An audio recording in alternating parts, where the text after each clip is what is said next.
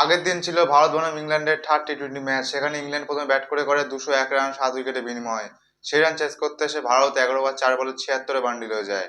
125 রানে জয় করে নেয় কিন্তু ইংল্যান্ড। গৌতম গম্ভীর ভেবে নিয়েছে আমাদের ভারতীয় যে টি-20 টিমে 11 জনের প্লেইং 11 রয়েছে সেখানে সমস্তকে বাহাতি করে দেবে। আগে একটা সময় ডানহাতি চলতো, এখন সবাইকে বাহাতি।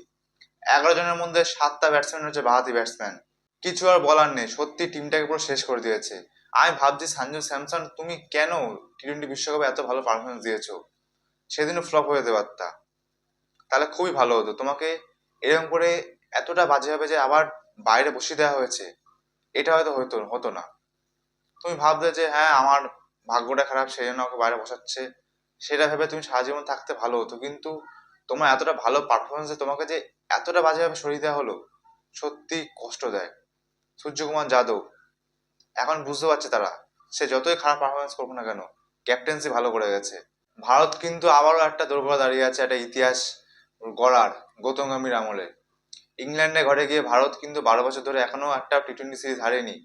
গৌতম গম্ভীর আমলেও কিন্তু সেই সিরিজটা ভাঙ চলেছে আবার। আমার মনে হয় রোহিত শর্মা বিরাট কোহলিকে অবশ্যই নিয়ে নেওয়া উচিত।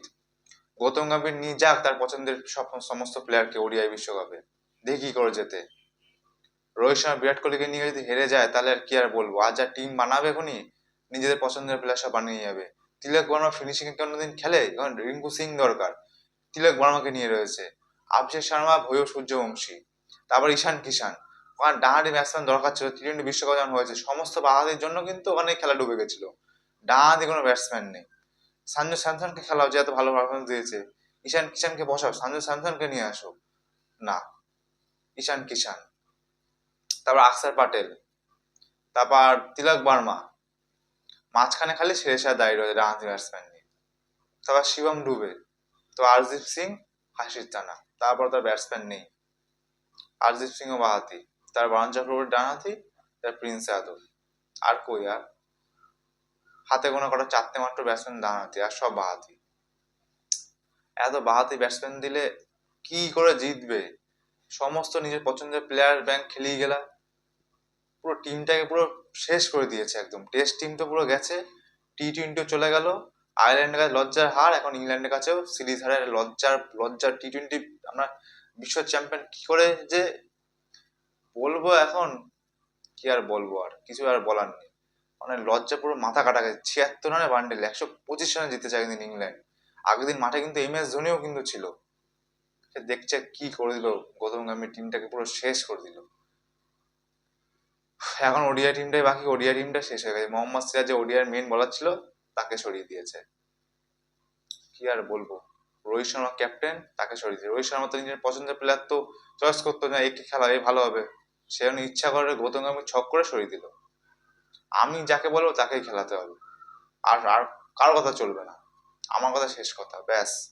ওখানে পুরো ফুল স্টপ মেরে দিয়েছে টিমটাকে।